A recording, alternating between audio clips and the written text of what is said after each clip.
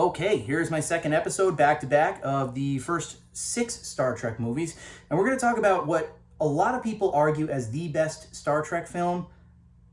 I say that's debatable, but it's fantastic, The Wrath of Khan. Now, as I mentioned in the previous video, the original Star Trek, the motion picture, really didn't get the best of reviews.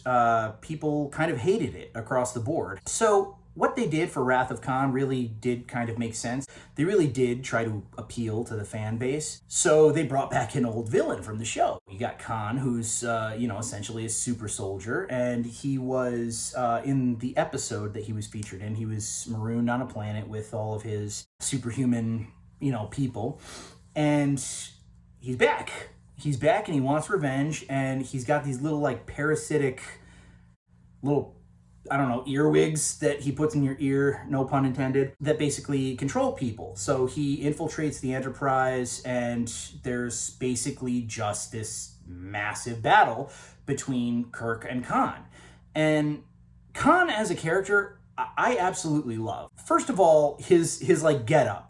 I used to think that it was muscle. I mean, now that I kind of go back and watch it, I realize it's kind of like man boobs. No offense. I mean, I don't know if those were his or if that was prosthetics or what they did. I mean, whatever. It was a little bit cheesy, but in a really good way. But that's okay, because Captain Kirk's acting, William Shatner's acting, is over the top and cheesy. And for the 80s, I mean, come on. It's glorious. It's absolutely entertaining seeing the two of them duel and fight to what could have been a stalemate, what could have been a complete and total failure. So, as with the last video, I am going to discuss spoilers, so we can kind of just, keep that in mind. Of course, the legendary ending where Spock, I mean, this was a ballsy choice, especially after the first movie, didn't do so hot.